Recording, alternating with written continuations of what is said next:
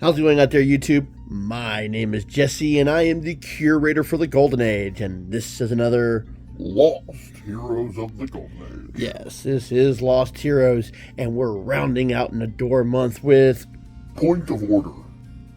Point of Order. Have you been watching courtroom procedural dramas again? Absolutely.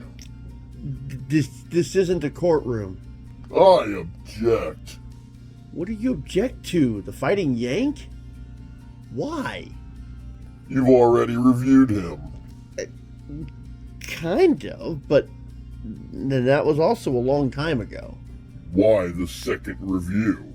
There's two reasons I'm covering him again. One, we're doing Nedor month, and two, I didn't cover him to this extent before, like with his origin story and stuff. You should have done it the first time. I didn't have access back then. Yeah, as I'm rounding out Nedor month, I am covering the Fighting Yank again. I did him several years ago. I was only able to cover him by the research that I was able to find. Now that I have access to the comic books, I was able to research him a lot more than what I was able to do before. And this is actually something I'd like to do moving forward.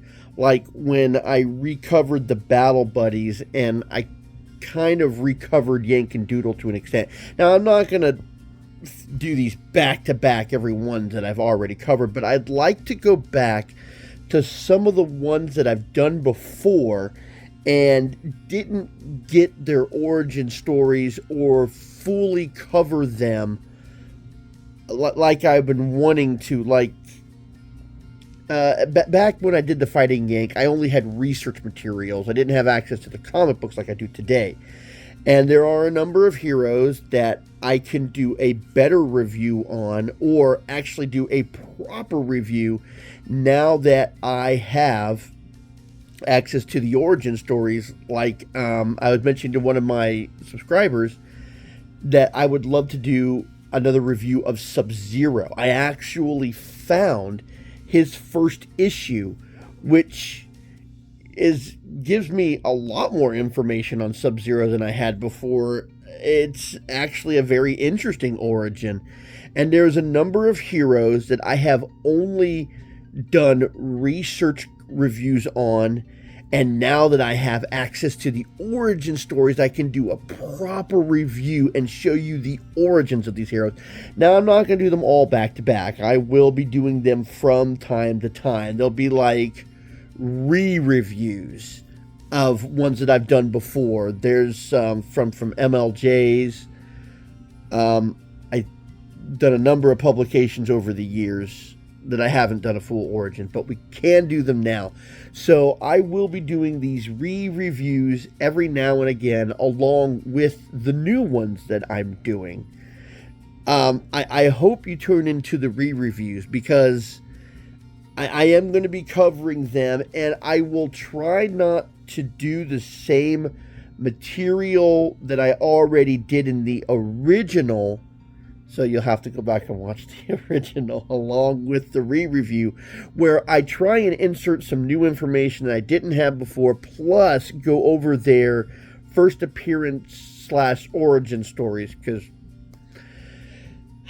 not every Golden Age hero has an origin story, but they do have a first appearance. So this is a re-review, also part of Nedor month. So it is the Fighting Yank. I've put in some new information that I didn't have before, plus we're covering the origin story. So let's get into the Fighting Yank Montage! No. The montages are for 4th of July. I know he's patriotic, but no. So let's go ahead and cover the Fighting Yank, and you can see far more information than I was able to introduce than before, and you also get to see what his origin is. So let's do this. The Fighting Yank. Fighting Yank, Bruce Carter III, first appeared in Startling Comics number 10, 1941. Publisher is Nedor, and he was created by Richard E. Hughes and John L. Bloomer. The Fighting Yank is interesting. He appeared as a symbol of America, and symbol of Americas were very popular at that time in the Golden Age since we were at war. Now, he would appear in 3 separate titles: America's Best Comics, Fighting Yank, and Startling Comics. Now, when he first appeared in number 10 of Startling Comics, he didn't miss a single appearance until number 49, even though the public domain missed his appearance, number 23. He appeared in his own self-titled comic book, which lasted for 29 issues, and he was also appearing on the pages of America's Best Comics. Now, different from his own self-titled and Startling Comics, those were self-cover appearances. America's Best Comics were a collection cover appearance, where a number of heroes would appear on the covers, kind of like the way Four Favorites was for Ace. Now, all of these comic books would have a number of heroes appearing in them. Now, Startling comic books, when he first appeared in number 10, he would take the featured cover away from Captain Future, and he would also have the featured story until Pyro-Man showed up. And then with Pyro-Man, he and Pyro-Man would share the cover, not share at the same time.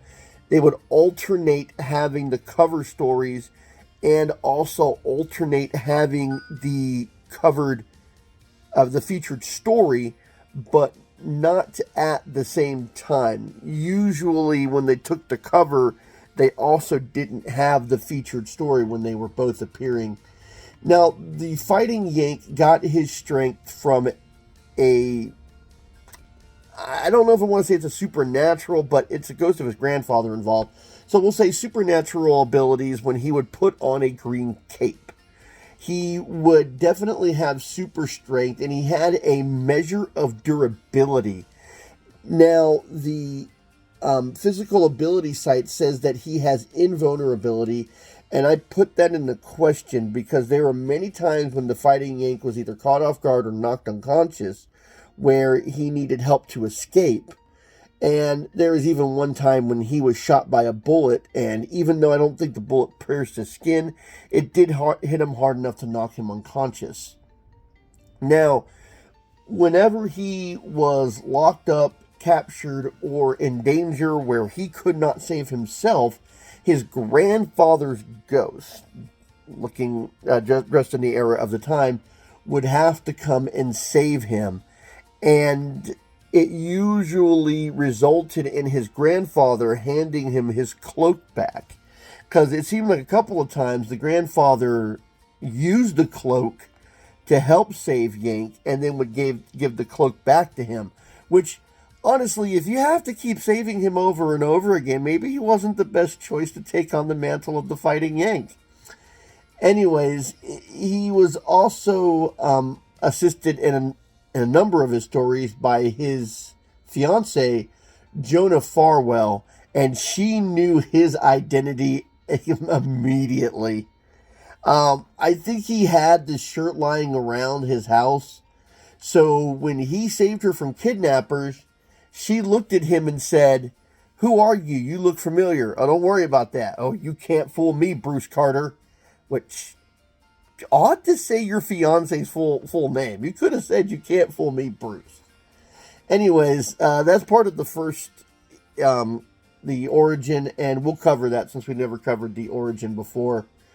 Now, in his last appearances, America's Best number 25, Fighting Yank number 29, and Startling Comics number 49, they did not say the Fighting Yank will appear in further issues. He was appearing until 1949, and I think that they were just putting out the last of his stories because the symbols of America didn't seem to be needed that late. I mean, there were a number of patriotic superheroes who were fading out in the 1940s, the late 1940s. Now, it didn't even say that the story ended. It just ended abruptly. You would only be telling by the next page not being a part of it. Okay. So there's not much else to cover other than that. His strength seemed to differ from time to times, and occasionally he performed what would be considered superhuman strength without the cloak. I know in one story he starts off as the Fighting Yank a lot, or in a lot of stories he's in his civilian identity and the Fighting Yank. But there's one story where he starts off as the Fighting Yank from the very first panel, and later on in the story he doesn't have his cape on him, but he lifts a train up over his head. So I'm not always completely sure about the connection of his cape versus his strength. So it seems like sometimes, even without his cape, he still had the capability of superhuman strength, which makes you wonder what was the connection. I mean, if he took it off, did he still have superhuman strength? If somebody else took it off, does that get away his strength? A lot more questions than answers on some of these things, but I guess you'd have to read them for yourself to get the full length of these. I think that there's close to 100 appearances, but more than 100 stories, because in the Fighting Yank, he had in his Fighting Yank comic, he had a number of stories. So there would be a lot to read and go over. I've glanced at a few comics, read a few things, so I've got a general idea of who he is. He is public domain now, and anybody can use him, which, if you've watched the first video, I've covered his appearances over the years, and I covered a pretty good run of him in Project Superpowers. Could always do that again sometime. But I never did cover the first appearance, his origin story. So let's go ahead and take care of that now, so you can get an idea of what the Fighting Yank looked like and where they were thinking, what they were thinking of doing with this comic book going forward. The Fighting Yank by Richard E. Hughes and John Blummer. Okay, so we start back in the colonial times, 1776. Are you sure you can get through the British line, Carter? Nothing can stop me from completing my duty, General Washington. And I love when he's on this horse. It sure is swell being trusted by Washington. I don't think anybody talked like that even in the colonial times. Okay, so Bruce stops in by the inn, and he is taken by surprise, against guys who are against the colonial effort. These must be his dispatches. Take that, you low rebel. So he's trying to fight back, but he is met by overwhelming forces. So they attack him to get Washington's orders, and they end up shooting and killing him. He's a dead hero now. Hope he won't be lonesome. I failed in my mission, and now my soul can never rest. It must wander whenever my country is in danger. That's okay. Then from beyond the gates of death. Okay, and then we come to the modern age. Well, modern for when this comic came out, 1941. I'm tired of this, Bruce. You've done nothing but lie around reading history books. Just because you're a living replica of the first Bruce. You're a living replica of the first Bruce Carter. But Father, 1941, the ancestral home of the Carters, just outside of New York. So I guess Bruce doesn't do anything but read history books. And then we find out that he is engaged to Joan Farwell. I agree with you, Mr. Carter. Wow, now the fiance's getting on him. If you'd leave me alone with Bruce for a few minutes, maybe I can straighten him out. Why don't you snap out of it? Now, when our country's very liberty is in danger, you do nothing but dream. Come here and see if you blame me for dreaming. Look, we're identical. Doesn't it do something for your imagination? Yes, it tells me I've been wasting my time with a weakling. Goodbye. Wow, yeah, I guess she wants him to take a more active role in fighting for the country, but I guess since he looks like his grandfather, he thinks that means something, but it actually will. So as he's sitting in there crying into his hands, his grandfather's ghost, which will not be the first time we see this. Whenever my country is in danger, it'll not be the first time he says that. Time passes. Bruce's head sinks low, and then from the portrait on the wall, he starts having a conversation with the ghost, and he says to him, yours will be the mission to save your country against the forces of evil, and yours will be the great strength which only I, as a spirit, can confer. Seek out my cloak on high near thee. I'm not even going to try and dissect this sentence. It's an incredibly infuriating run-on sentences with. Okay, so he wakes up and he feels that he's been dreaming, but even though he's been dreaming, he's still taking it as a sign. But it's all so vivid. I must be a dope. But just for fun, let's see. On high, say that could be the attic. Wow, you are a genius. So he does go through he does go into the attic, and he finds a secret hiding area. Okay, you're this old and you just now found a secret. Shouldn't you have found something like that when you were a kid? I mean, kids are always looking for secret passages in their homes. Inside the hidden chamber, a trunk. It's miraculous. My great-great-grandfather's cloak. Okay, so your great-great-grandfather, not just grandfather. So he puts on the cloak, and all of a sudden, my veins, my muscles. How did you feel your veins? I understand that you can feel your muscles, but how in God's name did you feel your veins? I feel as if I'm loaded with TNT, iron, but it's like putty in my hands. Okay, it's like putty. Maybe it is all a dream, and I'm still sleeping.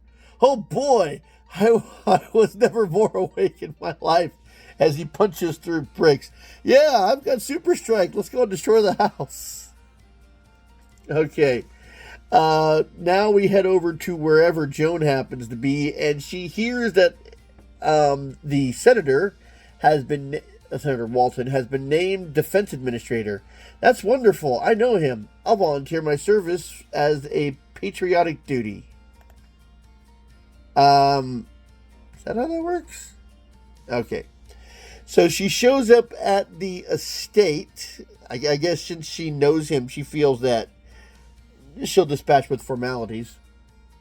And when she comes up, she sees a couple of shifty-looking gentlemen. Everything's set. Wolf snatch Walton and that girl, Bernard. She heard you. So she overhears a conversation of the two shifty ones, and she runs off. And just when they're about to catch her, she gets them tangled up in the hose. Clumsy idiots. And she makes it to her car and drives off. Luckily, the rest of this getup was around. I'm all set now. At last, I've got a mission in life, and a great one. And at that moment, and so the Fighting Yank comes into being. Ta-da! Okay, from now on, I'll be the Fighting Yank. I pledge myself to seek out and smash America's enemies, to fight evil wherever I find it. Yeah, all right. And then, it's just then he's the Yank. Just then, there's another thing. Okay. There's a crash, and it happens to be right outside of, either it's just right outside of his house or in the vicinity of where he can hear. He jumps out the window. Lucky me that these trees were here. Yeah, because even though he's strong and has a sense of invulnerability, he can't fly. I thought he could, but he can't. So he enters. Where'd he come from? Don't gape, fool, shoot him down. Now, I'll take a quick break in this for a second, and there's something I've noticed. Um, they're shooting at him, and it says, "I must be nuts, but the bullets are bouncing off the cloak." This would not be the first time that they talked about bullets bouncing off the cloak, which makes me believe, and later in this issue, that it is the cloak that is bulletproof, but not Carter himself. Because in several other issues that I've seen, they are shooting at him, and they remark how the bullets are bouncing off the cloak, as he is saying it right here. But later in the issue, we find that he gets shot in the shoulder, which does knock him unconscious. Now, I think he has a measure of bulletproof because they never showed him wounded or bleeding from the shot, but it did stop him. So I believe that the cape is what's bulletproof and not the rest of him. Okay, so he starts fighting off all the thugs, and they don't know what to do because the gun's not stopping him. So he helps Joan onto her feet, and she goes, "That costume of yours, it looks familiar. I better get going." "Oh, no, you don't, Bruce Carter." You didn't have to say his full name. You could have said Bruce. "Something's happened to turn you to a human dynamo. You're not fooling me." And well, she wants to help. That's great. Okay. So she knows about the kidnapping and tells him about it. So they go off to try and help the senator. Let's see. As they get to the area, they see a car pulling out, and he smashes into them. But apparently it doesn't stop their car because they keep going. The Fighting Yank gives chase on foot. "Wow, this cloak's the stuff. I must be making about 60 miles an hour, but they're getting away unless..." Okay, so I didn't mention this in the opening, but apparently the cape doesn't give him super speed, but it gives him a measure of speed, which might be associated with the strength. So the strength that's coursing through his body is also giving him strength to the rest of him, which allows him to get to 60 miles an hour, which is not fast enough. So he hops onto the side of the train. "Hey, Joe, what's in that coffee you gave me?" So they catch up to the car, and he leaps and grabs onto the tire in the back. And somehow, there must not have been a rearview mirror, they don't see a man leaping from a train onto the back of the car. So they get to where they're going. As they get the senator into the house, the Fighting Yank breaks in. "Holy smoke, he's in again. This guy who calls himself the Fighting Yank, he's here again, Bernard. We're making our getaway, but we'll fix things first." So he finds the senator and he gets him free. "That costume, I don't know who you are or how to thank you. Never mind that. Helping you has been a privilege. Let's go." So that night he's talking to Joan, and she promised that she's going to keep the secret. Because, I mean, who's going to believe it? I mean, Bruce Carter doesn't exactly strike the world as a hero. So they're listening to the senator, but they hear him speaking oddly. "Times change. These are days when America must forget their old-fashioned ideals and corporate with the dictators." "Well, I'll be. I don't understand it. I can't understand it. The defense administrator, that sure was a fascist speech." Yeah, that was a bit fascist. So the Fighting Yank drops in and wants to pay him a visit. And he says, "Who's putting pressure on you to talk like that?" And he's like, "Nobody's putting pressure on me. It's just a regular speech, and there'll be more like it." So as he says that he's going to do the investigating, the senator shoots him, and he actually becomes subdued, just as a shifty gentleman is walking in. Oh, it's Bernard. Okay, his suit in that last page looked a little different than the suit we see him walking around. I mean, it's dark brown, obviously. So he shoots him down, Good job, Bernard. I'll say, hey, you two, the bird's still alive. Take him down to the basement and finish him off. So the guys take him and throw him into a jail cell that's down there. But they don't feel like finishing him off. They want to go get drunk. A job like this always gets to me. We'll go out and have a drink first. Oh, you are the worst henchman ever. So inside the dark cell, his ancestors' ghosts show up. I must save him for America. And as they open up, the ghost is wearing the cloak. So the ghost starts to interact with him. They shoot at him. The bullets pass right through him. But he is able to touch them for the enemies of America. Death! Help! Ah! So he kills the enemies. And that was a thing in the 40s. The enemies died a lot. So his ancestor wakes him up. Wake up, son. You have only till tonight to save our country from being ripped asunder by Walton's evil speech. So he's back home and he's starting to talk to Jonah, and he can't understand what has turned the senator. And he says it can't be an imposter because the identity looks too clean. So he decides that he needs to go and investigate this further. So he goes to the records office of Walton's hometown. As he starts to read the ledger, he says, so there was a twin brother. I'm on the right track. Let's see. Frank, and he's talking to the one of the guys who knows the town. Frank was an elderwell, nothing like the senator. He got into some trouble as a youngin. I've never actually seen that spelled out before. As a youngin, and skipped the country to Germany, some folks say. And he hasn't been heard from since. The senator still owns his old home here, but it's closed. Folks say it's haunted lately. So he goes to investigate the home, and haunted. That fits in with my ideas. Oh, yeah, because you have a ghost that talks to you. So he goes and takes down a guard, walks in there, takes out another couple of guards. They were guarding this guy heavy. And don't tell me, or you don't have to tell me you're the real senator. I don't know who you are, brother, but I'm glad to see you. The Yank tries to hurry him. He wants to know what's the rush, and he's like, well, we got to go save America. And now I bring you America's great patriotic leader, Senator Walton. I bring you a message of a new future, a future in which might will conquer all. We are strong. Let us join hands with the world, with the strong, and seize the world.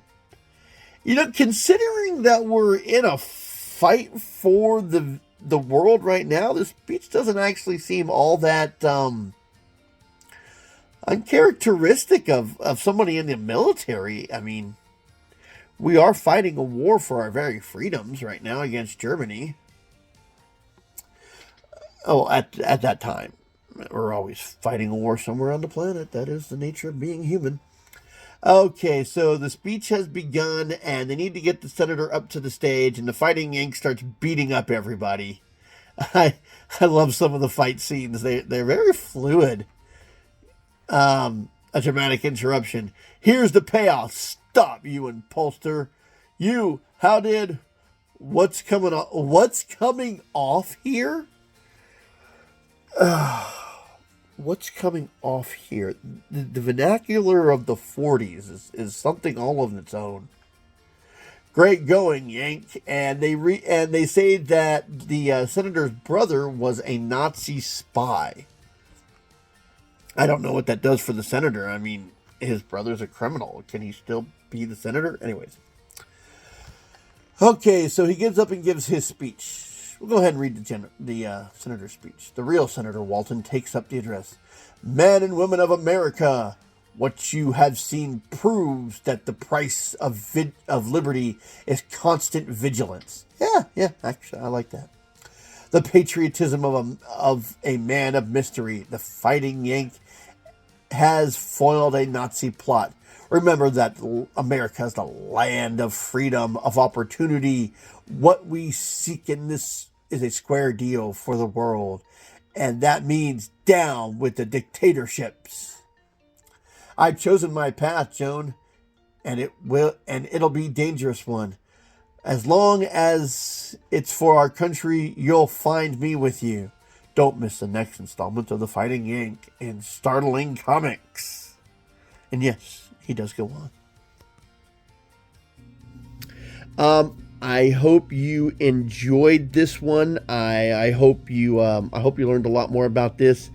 Now, I am going to be covering the re-reviews in my own time. If there is actually a re-review, yeah, I'm saying this a lot, that you would like to see before I'll get to it eventually, but if you'd like to see it sooner than later, you can always let me know.